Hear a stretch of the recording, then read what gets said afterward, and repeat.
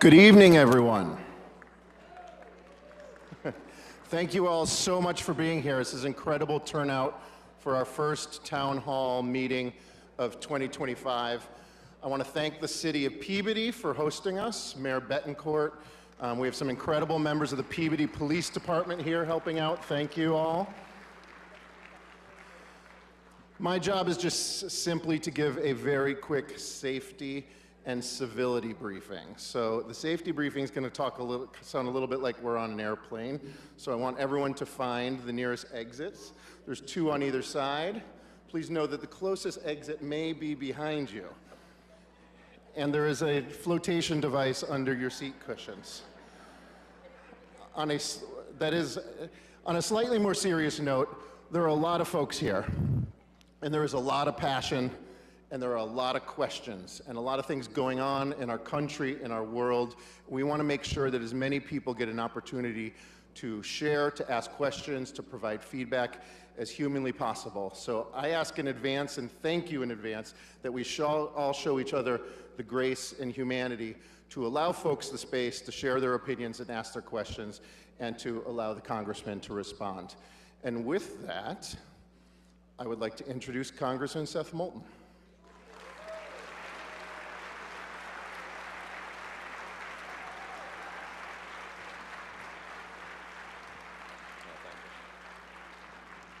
Hey, Rick, thank you very much.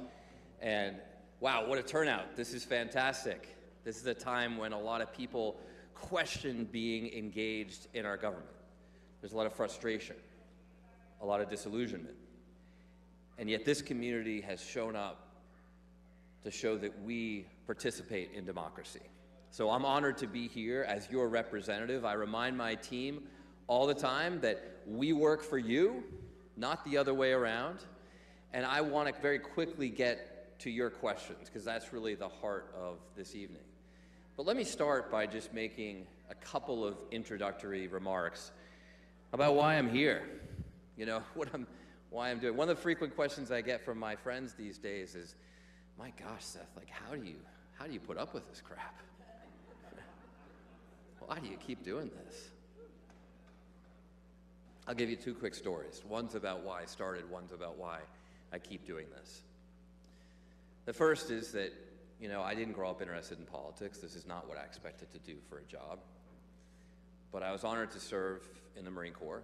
I did 4 tours in Iraq, and thank you. And there was an afternoon I still remember when a young corporal in my platoon, it's been a tough day, and he looked up at me and he said, you know, sir, you ought to run for Congress someday so that this stuff doesn't happen again. Now, he used a Marine term for stuff, but you know what I mean.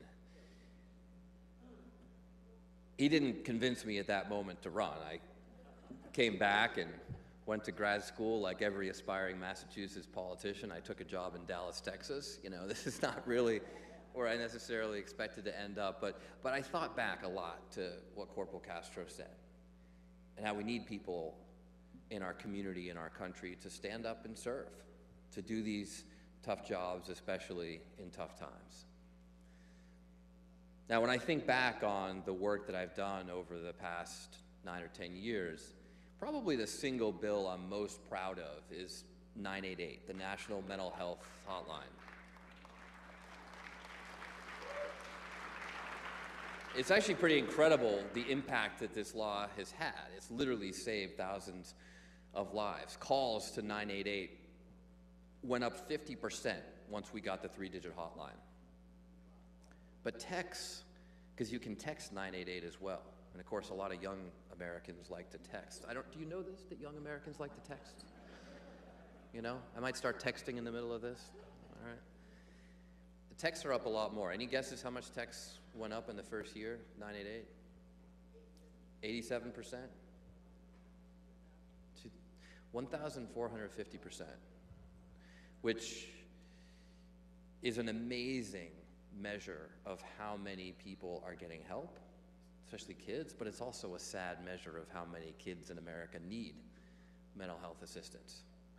And something like 90% of calls result in a life-saving intervention. So we're literally saving a lot of lives with this law. Well, I shared these same statistics with a group of middle school students on the Capitol steps one day, and I got a lot of blank stares. Maybe you don't best communicate with middle schoolers in terms of statistics. But after I took my picture with them, because they wanted a picture with a congressman, a woman came up, and she said, "Excuse me, sir, I'm really sorry to interrupt, but I just want you to know that your law saved my daughter's life." And then she introduced me to her 12-year-old daughter. And that's the human impact that I think we sometimes forget about the work that goes on in Congress, even during these very dysfunctional, often disillusioning times.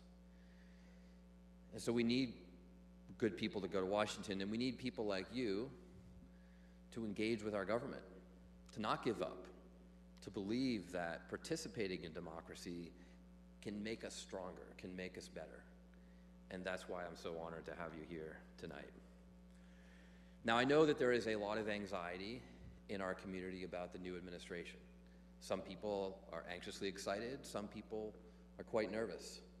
There are certain groups of people who have already been targeted by the Trump administration. We're certainly hearing from a lot of immigrants in my office who are very concerned. Many of them who have followed all the rules, checked all the boxes, but don't know if they could just get nonetheless wrapped up in this big dragnet, you know, like a big fishing net that doesn't just catch cod, sometimes catches other things too. And so there's a lot of concern and anxiety. There's also just a bunch of basic issues that people are facing. How many people have bought eggs in the last couple weeks? Prices are way up. I wish the administration would do something about the price of eggs, but they're actually doing the exact opposite. They're cutting off, they're forbidding the federal agencies that talk about food safety, like the FTC, from even communicating with egg farmers, so they cannot share information about the avian flu and other issues that are causing prices to go up. They're trying to deport a whole bunch of the workers who actually manage these farms. Those things will make egg prices go up more. They won't bring them down. So there's a feeling of a lot of chaos going on. Just earlier today, we heard that all sorts of federal grants were canceled. Then a couple hours ago, we heard they're back online. There's a lot of concern. I was just talking to the good mayor of Peabody, who's worried about some road projects that are, you know, shovels are in the ground, and he doesn't know if he's going to get the money to continue them. So there's some real concerns. But at the end of the day, that's why my team and I are here, to help local officials, to partner with our state and local governments, but also to respond to you and your needs and concerns. And so I'll go over this again at the end, but I want you to know that we are here to help. We're here to serve you. So if you have concerns with a federal agency, with immigration, with just getting a passport, we do a lot of passport cases. Maybe I shouldn't advertise that because we already do a lot. Then come to us and ask for help. You can go through the constituent forums online. You can find us on social media. You can walk into the office. And you're also welcome to come in and just give us ideas and suggestions. Some of the best ideas that we get come from constituents. My bill to restore GI Bill benefits to the black veterans of World War II who were denied them because of racist VA administrators.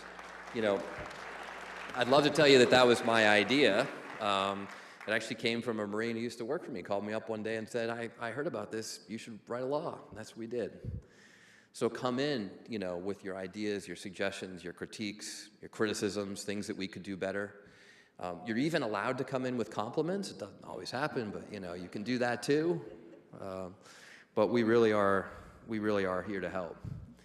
Part of the role, I think, I mean, everyone knows I'm a Democrat, proud to be a Democrat, but part of the role for Democrats in this administration is not just to oppose all the bad things that this administration may try to do. That's part of the role that everyone, I think, knows.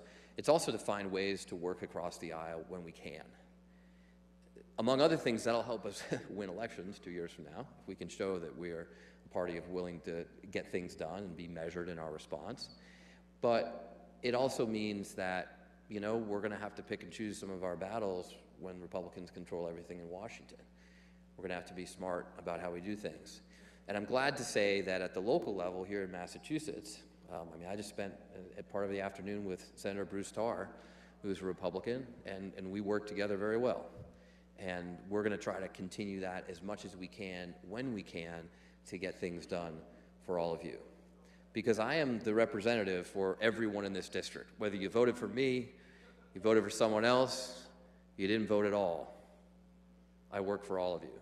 And that's something that I don't forget. So with that, let me turn it over to my team who's running around with microphones, and we'll take your questions. I ask you to phrase your question in the form of a question. That's always helpful. And remember that there are a lot of people here, and we want to try to get it to as many questions as we can. So ask your question as concisely as possible so that we can get to the next person. Thank you.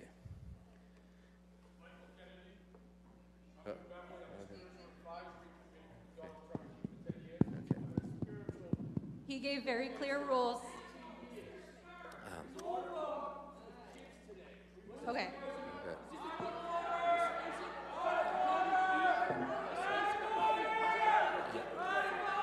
Okay, sir. Hey, sir. Sir, I appreciate your concern, but we're going in order.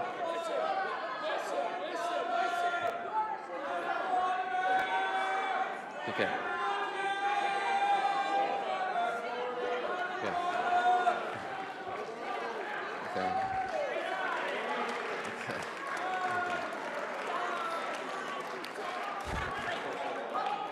Okay. Okay. Okay. All right. Okay. All right, ladies and gentlemen. So, not the best example for how to get started here. We're going to try to be civil and go in order. There is this thing called going in order. Yes. So we're going to try again. Seth, I have the first Nisha, question you have a for you. question back there. Hello, Mr. Moulton. My name is Chris Lanning, and I have two of Peabody's finest junior ROTC students next to me. Our question for you is there a way for you in Congress to try to get the J100 scholarship reactivated? That scholarship is a scholarship that is solely for junior ROTC students that are going to be trying to get a commission in college at the next level.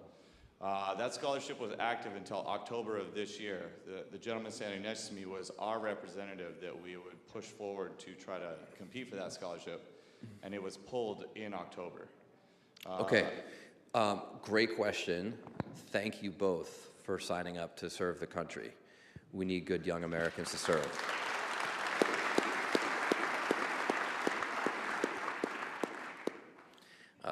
You know, a lot of people in my job get up here and try to BS their way through answers that they don't know. I'm going to be totally honest. I don't know why that scholarship was canceled, but we're going to find out. And absolutely, I'm a big supporter of junior ROTC. We have some great junior ROTC units in the district, and we'll try to get it restored. I don't know exactly what we need to do, but we'll try to figure it out. So thank you very much for asking the question.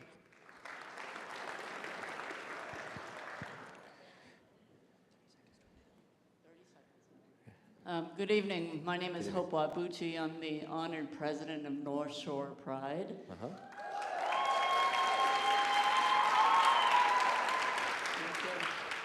I'm also the founder of North Shore Pride. I'm an active duty Army veteran. Great, thank you. This isn't the Hope Show. I promise there's a question. I'm the past commander of, first female commander, first lesbian out commander of the American Legion. And I know that you and I have spoken before, Seth, immediately after your comments, and I thank you for that conversation. My question to you, however, is, you indicated in your comments that the gay rights movement is over, the civil rights movement is over, that why do we need to use pronouns?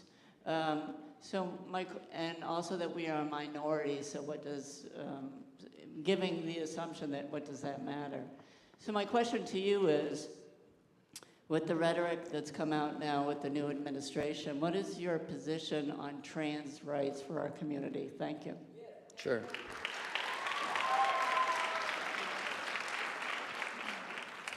Well, I hope you've mischaracterized my remarks, so let me start with what I said. In an interview with the New York Times after the election, we were talking about some of the things that Democrats, I think, did wrong. And one of it, which is our inability to have conversations, even debates, about contentious issues. And I use the example of transgender women competing in sports. And indeed, there are a lot of people who just tried to cancel me for even having that conversation. Now, the Olympics has that conversation. I don't know if these same people want to cancel the Olympics or the NCAA, for example. But I think that as a party, as a political party in the United States, we should welcome debate. We should entertain it. I don't know what the exact right answer is on these contentious issues, but we should at least have the debate. And that's the whole point that I was making. I used other examples as well. There was a long time when Democrats said there was no problem at the southern border. Immigration isn't an issue, and then we started feeling it right here at home in our communities. There was a time when the administration said that inflation is transitory, whatever that means. It's just going to go away. Don't mind those prices that you see at the grocery store. It's just going to go away. I think we should take on those issues as well. But my record on LGBTQ rights is unimpeachable. I've gotten a perfect score from the Human Rights Campaign every single year I've been in Congress. I've been willing to stand up for rights when a lot of people weren't. I was one of the only Democrats who went on TV to denounce Nancy Mace's bathroom bill and defend the first trans member of Congress. One of the only Democrats going on TV to do that. I've been a leader in explaining why many of these Republican measures, including a recent bill that they put forward to go too far on this sports issue, are wrong, and have led the way for other Democrats to talk about it. And in the past few weeks, I've been approached by a number of LGBTQ rights groups, including both co-chairs of the Equality Caucus in Congress, to have this discussion, to have this debate, so that we can have a better position, a winning position, and shut down what I think are very hateful attacks from the Trump administration on the basic right for trans people to exist or to get health care. Those are basic civil rights that we should be able to protect. And yet when we refuse to even engage in the issue, they win. They just carry the day on their terms because we can't even debate it. And that's my point. None of that changes my long-held record, and it won't change it in the future. And I would say that you're going to need allies like me in the days ahead, because this is going to be tough, and it's going to get tougher. There were some people who said, okay, I see your point, Seth, but it was bad timing coming right after the election for those remarks. I just have to beg to differ, because we got to get our act together now. It's going to get worse down the road. Thank you. All right, I have the next question back here. Seth, back here. Oh, sorry. There you are, Nisha.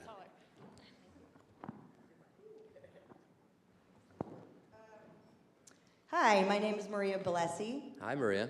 I think we know each other, Seth. Uh-huh. But you've been kind of avoiding my calls and emails for a few years now. Rather than throw out a litany of issues that I've tried on numerous occasions contacting your office about, for example, prioritizing housing here in Massachusetts for illegal migrants over our veterans, something that shocked me, considering you're a veteran, and also the single-issue bill that you just voted against, along with 157 other Democrats, that deports illegal criminals who violently assault women and children, and sexually. A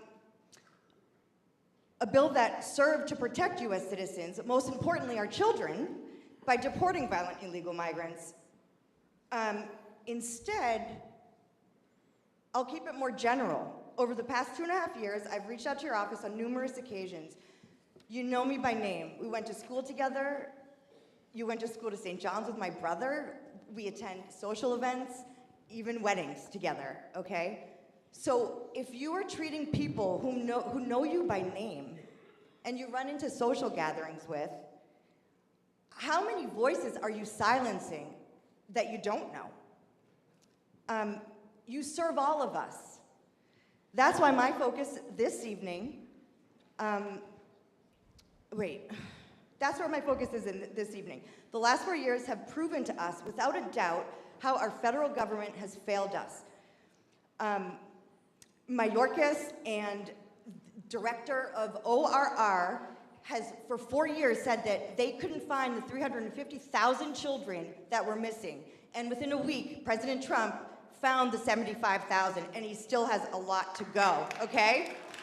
It's even more concerning that our local government, where we the people should have the power to be seen and heard by our representatives, after all, how are you to cast your vote and legislate without knowing what we want, we the people? Okay. Okay? Okay, well, let me try to answer the question, if there is one there. Thank you very much. My question is this: will you sit down with me after 3 years of begging to have your attention and discuss the troubling things that keep me up at night? Okay. And if not, we'll find someone else to replace you. Okay. Well, it's a democratic system, and you're welcome to run against me, Maria. Look, I want to give you, look, no, look. Okay, hold on. I think I've, ma'am, I think that,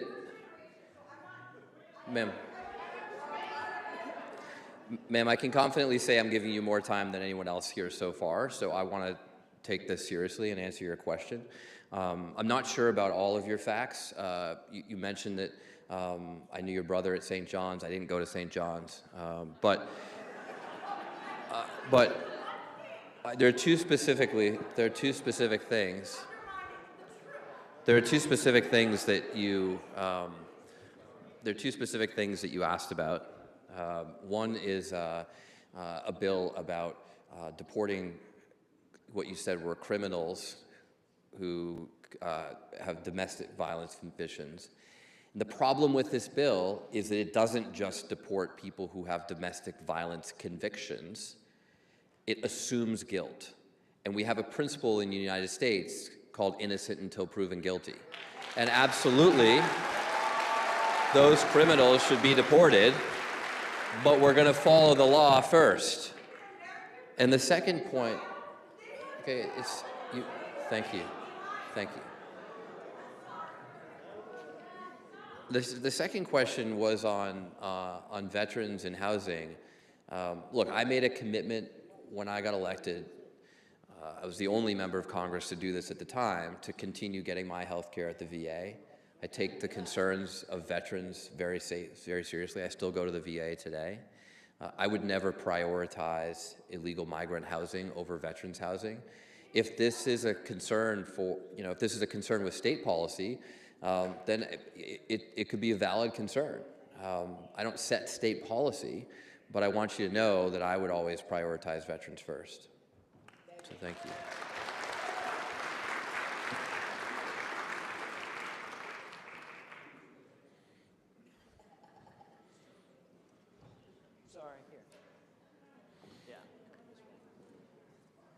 Give it to the gentleman with the great hat.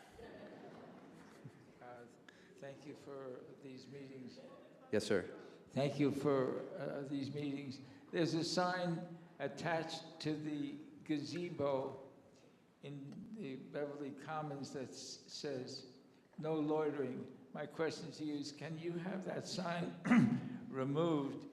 The Rotarians said they didn't put it up.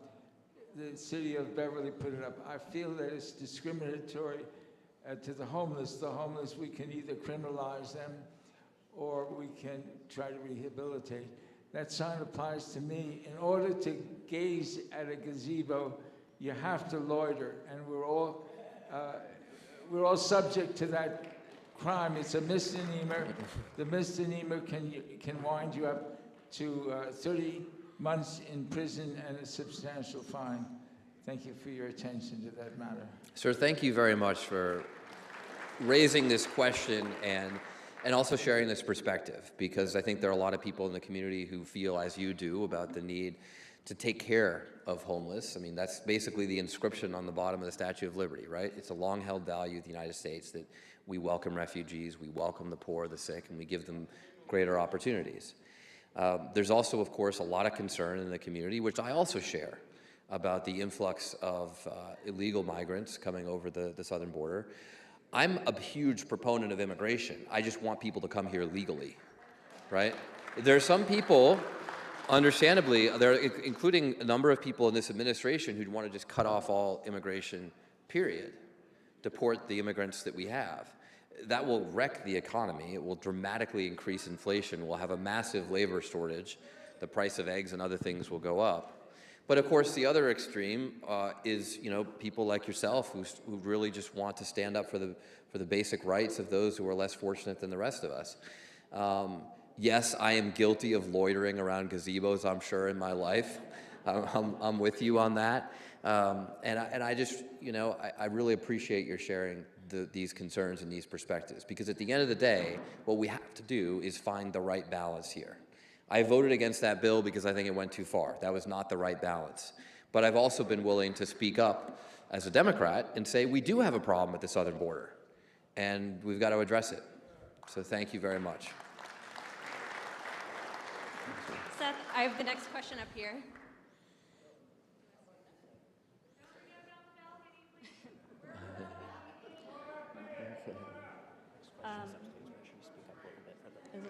Okay, so the next question is upstairs, but who's got the microphone?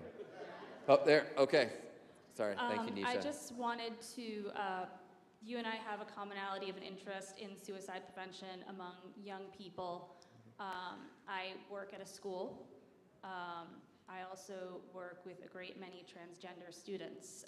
Last year, in November, we did the Trans Day of Remembrance Vigil together, where we read over 400 names of transgender people lost to violence and suicide. One of those names was an eighth grader named Nex Benedict. When I read about Nex in the news this time last year, I knew that I was going into school and my kiddos were going to have read that same story. Every year, I look around our Trans Day of Remembrance Vigil, and I hope and I pray that I won't see any of my students on that list next year. Now, I know that you want to play the long game, and I see the strategy that you want to engage in with Republicans, but our kids don't have that much time when they are in one of the demographics that are most likely to commit suicide. So, how can we take this passion that you have for suicide prevention and make sure we are doing everything we can for every single student when a supportive school community, camaraderie, team sports are shown to prevent suicide? How can we foster that so that we can make sure our kids get to live to see the long game that you are planning? Sure, it's a great question. First of all, thank you for your work and for your concern. I've met with a lot of people who've come in and wanted to talk about these issues in particular, and we entertain a lot of meetings in the office. We've met with trans parents parents of trans kids who are literally worried about whether their kids will come home from school every day, and that's what you're talking about. And it's not just parents of trans kids. There are a lot of immigrant kids right now who are worried that they will come home and their parent won't be there. There's a lot of trauma in today's world, and we need to do more to help that. Now, one of the things we've done with 988, to be specific, is we have increased the number of specialists who staff that line. So if you call and you're a veteran, you're immediately going to get directed to someone who specializes in dealing with veterans. We've also done that with LGBTQ youth. And it's not perfect yet. It doesn't maybe work in every single state. But in general, if you call 988 and you say, I'm an LGBTQ youth, you are going to speak with someone who specializes in those concerns and will be specifically tailored with training to deal with those dire situations. So that's one thing that we've done in the short term, because there is an immediate need. The other reality, though, is over the next 2 years, the Trump administration and the Republican Congress are going to try to push a lot of anti-trans legislation. And we can either remain silent, we can stand on a pedestal and say, hey, it's wrong, but we have no alternative, or we can do what I think is a smart thing, which is propose some bills that can carve off some Republicans. It's the only way, when they control the House and the Senate and the White House, that will protect basic civil rights, that will protect access to health care, that will actually have reasonable compromises on sports like the Olympics. So ma'am, we're not sacrificing anybody. I'm trying to answer your question. No, you had your chance to ask your question. Let me answer it. Thank you. Sir, by the way, thank you for being such a model of civility with your question as well. We need to make sure that we actually win these legislative debates in Washington, or laws will literally be passed that actually target trans kids. And the third thing I would ask for is have some grace and civility. Because you know what? You might not have liked my comments. Trust me. I say things all day long that people don't like, all right? You may not have liked the way I phrased something or whatever. But here are two options. Take the Salem School Committee or whatever, who was so quick to denounce what I said, right? And they've been in the news a lot for, they've really helped prove my point about the Democrats being unwilling to have a debate about these issues, which has been helpful to my argument. But it was not helpful to trans kids. They could have picked up the phone and said, hey, Seth, are you changing your position? Are you suddenly not supportive of trans kids? And I would have said, absolutely not. Here's what I'm thinking. Here's why I'm making this case. And then they could have come out and said, your congressman supports you.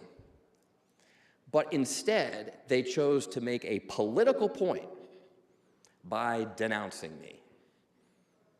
Which, fine, like I'll be denounced all day long if I need to be, right? I take this job because I don't mind criticism. But what would really have served trans kids better?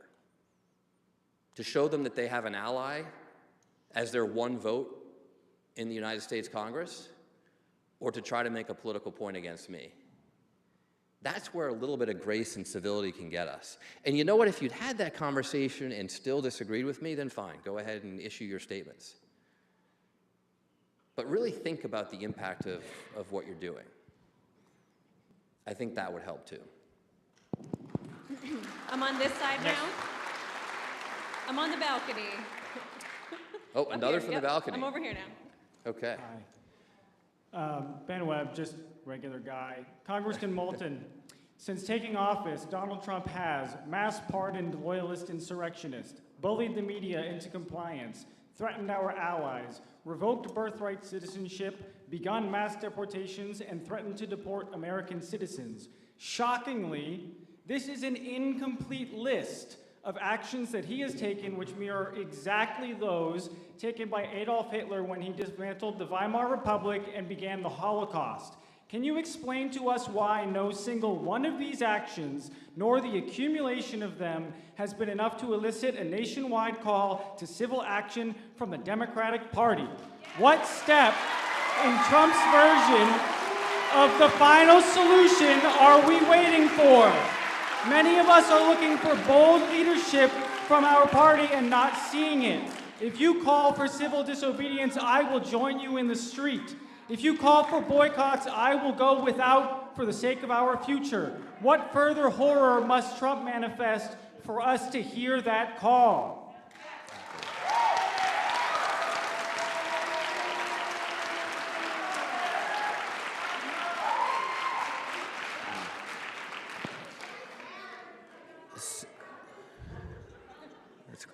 It's quite a well-prepared question for an ordinary guy. There's not a single thing that you mentioned that I disagree with or that I don't have the same concerns about. There's not a single thing on that list that I don't think is a huge problem, morally, legally, or both. And you could hear in the room a lot of enthusiasm for your call to, hey, get to the streets or whatever. Look, we're in a democracy.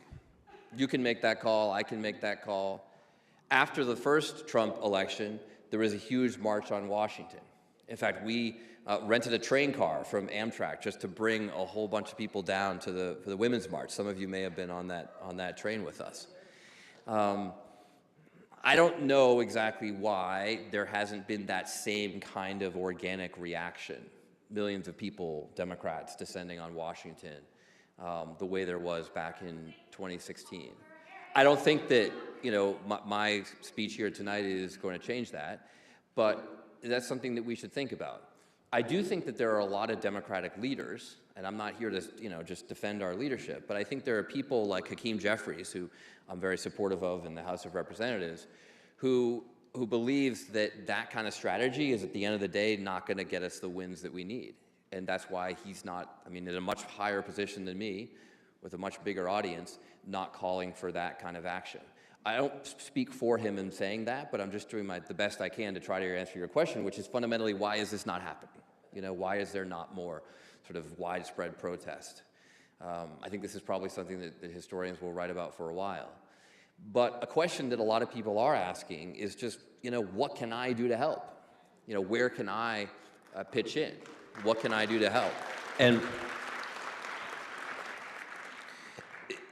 there's obviously going to be points in the course of the next 2 years where civil disobedience would help, or some of you are lawyers. You can try to help through the legal system. It's amazing sometimes how, individual Americans can start legal claims that actually get traction with the federal government. But I believe the single most important thing that Democrats can do is get our act together so we start winning again 2 years from now and take back the House and maybe take back the Senate. Now, this is not a political rally. This is not a political rally, so I'm not here to just recruit for Serve America, which an organization I started that's had more impact on Democratic elections than pretty much any Democratic organization in the entire nation. Take a look at that, if I can put in a quiet plug. But I think that is some of the most important work that we need to do. And fundamentally, when I ask these tough questions, when I raise these contentious issues, some of which has generated some of the questions here tonight, it's because I want to start winning races again. Because we need to have a check on this. And frankly, even if you're an independent, this district is majority independent, unregistered. You ought to have some balance in Washington, where the Republicans and Trump don't control everything. I think that would be healthy for our democracy. So not here in this official town hall tonight, but in a lot of political events over the course of the next 2 years, you can bet that I will once again be heavily engaged in winning races and winning back the House. One quick statistic: in a bad year for Democrats, we lost the Senate. We still stayed in the doghouse in the House. We lost the White House. Serve America had an 89% win rate. Pay attention to what we're doing. Okay, thank you. Who's next? Sorry, I'm looking. You're all looking at me, but I'm not making the calls here. Okay. Hey, sir. Good evening, Seth. This is Bob Skilstead. I'm a Peabody resident. I had a quick question for the audience. How many of you believe you have a constitutional right of suffrage to vote for the presidency? Quick show of hands. How many of you believe you have a constitutional right of suffrage to vote for the presidency? Okay, you don't. You have a state right. It's a state's right. My question is, there's a lot of confusion about the fact that we have a disqualified president under the 14th Amendment, Section 3. That still has not been lifted, if I'm correct. So since it hasn't been lifted, and since the Supreme Court kicked it to Congress, it feels like we're kind of gliding on that, but to me, as a veteran who took an oath to support and defend the Constitution, it's kind of a critical matter, and I won't ever let that go. He's not my president, and he will not be, until the ruling by the Supreme Court, which basically took a states' rights issue from the state of Colorado. The judges there determined that they believed he was involved in instigating an insurrection, which I think most common sense people do. I'd like to propose that you create legislation that sets the standard to a civil standard, a preponderance of evidence, starting with a probable cause to begin an investigation, and make it law so that we can have something actionable, because that's what the Supreme Court, even though they really shouldn't have because they were messing in states' rights, made it now necessary. Yeah, so let me try to answer the question. Thank you very much for raising it. I am not a lawyer or a constitutional scholar, but I certainly share your sentiment. And it is kind of amazing, a little bit of counterfactual view of history, how things could have gone differently. The prosecutors feel that they could have convicted Trump on his efforts to disrupt the election, and only threw it out because he became elected president. He talks and brags about having a huge mandate, and yet his win in the popular vote was significantly smaller than Biden's win, than Clinton's win in 2016, ironically, in the popular vote. So this could have gone the other way, but to the best of my understanding, as someone who doesn't have a law degree, this is where we are right now, and there's not, a clear way to get around it. When you started talking about universal suffrage, I actually thought you were going to talk about the Electoral College and how everyone around here wants to vote for president, but kind of really knows that their vote doesn't really count. I think that's wrong. I think that everybody in America should have an equal say in who votes and who becomes the next president. And although it wouldn't have changed the result in this election, it would have changed the result in several prior elections. And that is certainly a change that I have advocated for a long time, and I think it's something that we should see. So thank you.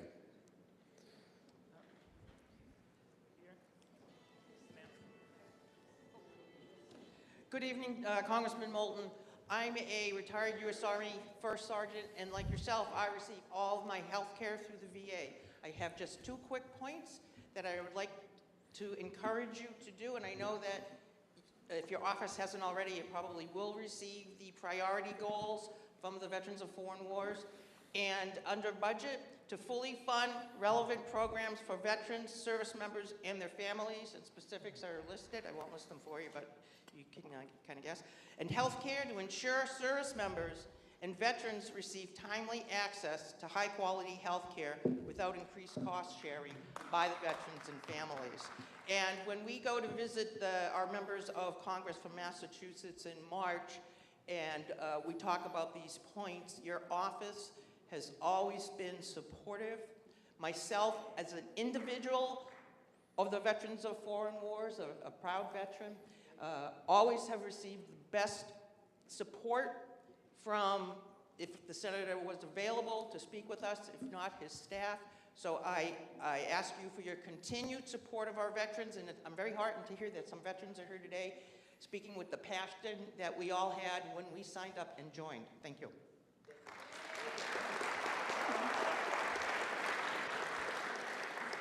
Thank you very much. The quick answer, of course, is yes. You can count on that, as you know. Thank you for your long years of service to our community and to our veterans.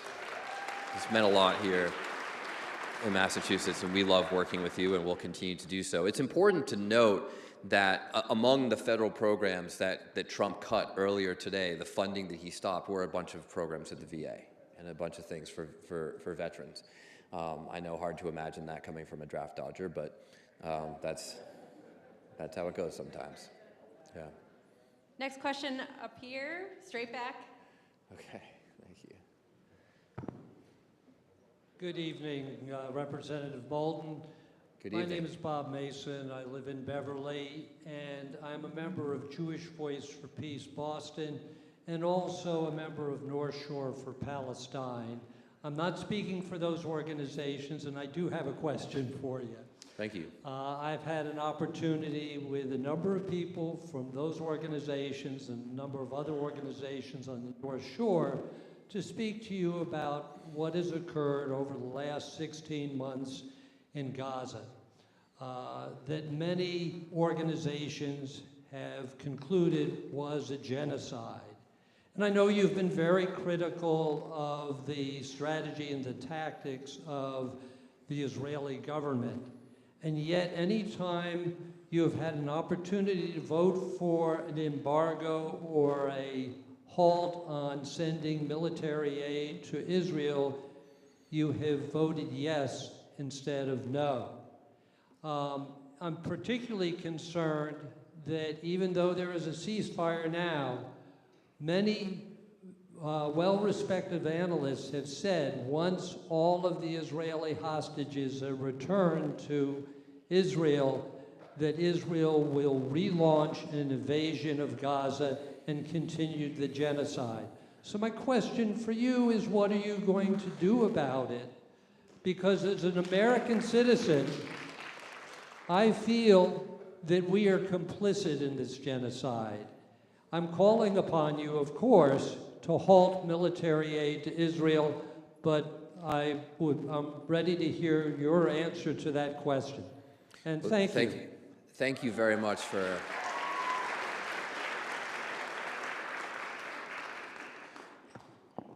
This is an incredibly difficult and contentious issue. I appreciate your activism. And you know, I got to give you a compliment that I don't get to give out that often, which is that you're an activist who disagrees with me on some things, and you very accurately characterize my position. And I appreciate that, and I appreciate the dialogue that we are able to have. Because there are ways in which I have continued to support our ally Israel, and there are ways that I've been incredibly critical of what they've been doing over the last year, particularly in the way that they've carried out their campaign in Gaza. And I will point out that, you know, as a veteran who fought in a counterinsurgency and someone who disagrees with the tactics, in particular the degree to which innocent civilians are being killed at an astonishing rate in Gaza, well, in the wake of this ceasefire, I mean, literally within hours, we saw uniformed, armed Hamas troops back in the streets, which completely proves my point that Israel is not succeeding in its counterinsurgency campaign. So a lot of civilians have died, and Hamas is still in operation. And that raises some very serious concerns, or it certainly should raise some serious concerns even among strong supporters of Israel about what they're doing and how this is going. I also share your concerns about the humanitarian situation. At the end of the day, the solution to this crisis that's really been a generational war is to ensure that whether you're an Israeli or a Palestinian, you have the same rights. You have the same freedoms. You have the same guarantee of safety and security. And only when those things are achieved can either side be peaceful. Because I don't want to see another innocent child killed in Gaza. I also don't want to see an innocent child born today to Israeli parents die in the same war 20 years from now when he or she goes to serve. So we have a lot of work to do. And we can have some debate about the particulars of certain bills. Some of these bills I think just go too far. Some of these bills I don't think are ultimately productive at the end of the day. There are other measures. I've written some very critical letters to the administration and to the Israeli embassy and others about what they're doing. So I've not been just one-sided about this. We can have some very legitimate debates about exactly how we get to where we want to go. But I think that you and I do share a lot in common about where we think this should end up. This has gone on for way too long. We need to have peace. So thank you for your advocacy for peace.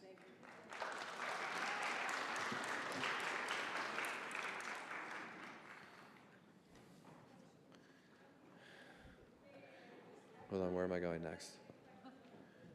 We have a question up here. Oh, Yeah, sorry. question up here. Nisha. Yeah. Hi. Hi, my name is Kaylin. I live in Lynn. My question is about the federal funding freeze that was on, but now it's off. But I'm assuming that we're going to get a lot of this on and off kind of thing going on. Few parts to my question. Don't talk into the top. Right in there. Go like that. Okay. Yeah, swallow that mic. First of all, how closely are you working with the governor to ensure, that programs in Massachusetts are, running as smoothly as possible? And also, what can you do or what are you doing along with your colleagues in Congress to ensure that, federal funds, of which Massachusetts sure pays a whole lot of, right, continue to come to support research, education, and social services in our state? Great question. Well, the last time I spoke to the governor was yesterday afternoon, so we are absolutely, as a whole delegation, working very closely with our state counterparts. I had a meeting with our local state officials and city officials just before this town hall tonight. So we're going to do everything we can to coordinate on these issues, because it's going to require a lot of coordination and problem solving, because we don't know exactly what's going to be coming down the pike. I do know, and I said this to everyone I've spoken to thus far, to expect a bit of chaos. I think there will be things like, we're ending birthright citizenship. Oh, wait a minute, that's unconstitutional. So it kind of goes back and forth, and it's easy to get lost in the chaos, but that's why we're here to help. And we understand as a team how critical the federal funding is to Massachusetts.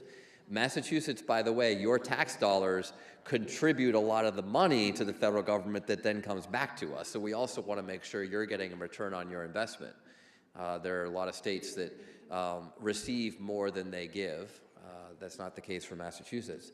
And there are a lot of federal programs here that are really important to education and many other things. So we're going to make sure we keep those going. One of the specific concerns that I heard this evening was about the lack of federal support for immigrant housing. And we know that that's been a big issue for Massachusetts. The state budget has had to absorb billions of dollars of costs for these migrants who have come into the Commonwealth. And that's a place where the federal government should do more to help. Now, in the context of this, of course, is that the new president wants to dramatically cut taxes for the wealthiest corporations and the wealthiest Americans, the crypto folks and other big business and tech people like that, while at the same time spending more money on defense and other things. This will dramatically increase our deficit. There was a time when Republicans were fiscal hawks and they cared about the deficit. That doesn't seem to be the case under Trump.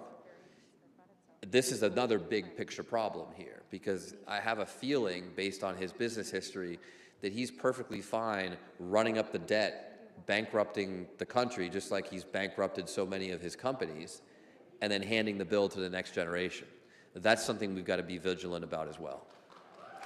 All right, last question over here. Right here. My name is Matthew Cassie. Wait, sorry, where are you? Where are you? Oh, over here. Sorry. Thank you, Congressman, for taking the time. So you said before that you want the Dems to get their act together, and I think most people in this room would agree with that, but I don't hear a clear strategy as to how that's going to happen. For years now, we've heard Democrats say we need to work together with the Republicans to get things done, but they've made it clear that they have no interest in working with Democrats, especially now that they have more power than ever. You've previously run on a platform of being a new generation of leader. So my question is, why aren't you meeting my generation where we are and supporting real populist policies based on progressive values?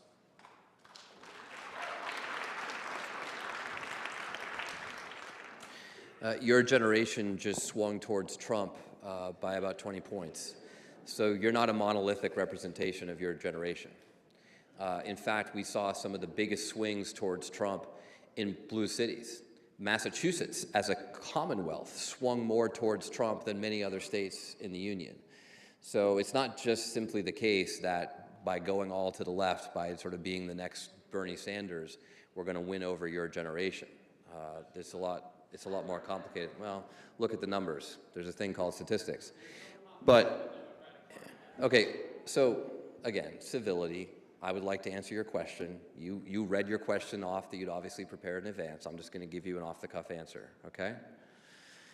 There's three things that I have advocated for to reform the Democratic Party in the immediate term. The first is that we need to do a lot more listening and a lot less preaching. You sounded very preachy as you were telling me what to do. I don't think that's a strategy to win over voters, because I heard a lot of Americans say to me, I know that guy's crazy, but God, you Democrats are just so out of touch. You're so out of touch. You know, and when I say something that 80% of America agrees with and I get the kind of backlash that you've seen, like, that's an example. We've got to be willing to meet Americans where they are. Yes, that's your generation, including folks who are all over the map. We've seen a dramatic rise of, on college campuses of Republican clubs. There was just an article in the New York Times and the Boston Globe about that a few days ago. But we've got to meet Americans where they are and listen genuinely to their concerns, and stop being this party that says that if you disagree with me, you're not only wrong, you're a bad person. I don't think that's a strategy to be a majority party. The second thing I think we need to do is demonstrate that we can get some disruptive leadership in here to actually change that. It's one thing for one member of Congress to say we need to listen more. It's a very different thing for a new chairman of the Democratic Party to come in and say, hey, we're making some wholesale changes so that we actually do listen to more Americans. And by the way, there are some places where I think we should be more progressive. An example is, you know, I think that Trump has gotten, here's an interesting historical example. Clinton came to power in the 1990s essentially by responding to the success of Reaganomics and saying Democrats need to be pro-business as well. There's an interesting argument that Democrats today should respond to Trump's economic populism by saying we can be economic populists as well, maybe with some different values and different priorities. That's a very good argument. And in fact, one of the debates that I've called for having in our party is really what the future of our economic policy should be. And I think that's a very legitimate debate to have, and it might end up that we're actually more populist, more progressive than we are today. At the same time, opposing these massive tax cuts for billionaires that Trump and the Republicans are currently pushing through Congress. But I think we need some disruptive leadership in the party to really show that we're serious about having those debates and actually serious about changing. And so the third thing I'll say is that we've got to have leaders in our party who have political courage. And the definition of political courage is not standing up to the other party. You know, every example in John F. Kennedy's book, Profiles in Courage. God, not many people got that joke. This is usually a well-educated crowd. Ted Sorensen was a speechwriter, his ghostwriter. Every example in that book was of a United States senator who stood up to his own party, not to the opposition. That's the definition of political courage. That's what's so lacking amongst Republicans today, right? I never thought I would stand before you in Peabody and say the latest, greatest example of political courage in the Republican Party comes from Mitch McConnell when he voted against Pete Hegseth. But he deserves a little credit for that. Kind of crazy, right? But I know a lot of Republican senators. And I know a lot of Republican senators do not think that Pete Hegseth should be the next Secretary of Defense. But they couldn't find the political courage to vote against it. But we need to find that in our party too. And one way you do that is you empower people who don't just come from the safest districts in the country. You put people in leadership positions like my friend Jared Golden, Marine up in Maine, who holds the single most Trump district of any Democrat in the entire nation. He gets criticized a lot too. But he's doing something that many other Democrats can't do. And he wins a majority of voters in a district that votes majority for Trump. Those are some lessons that we should learn. Phil, look, I'm not claiming to have all the answers, but those are 3 concrete steps that I think that we need to take as a party.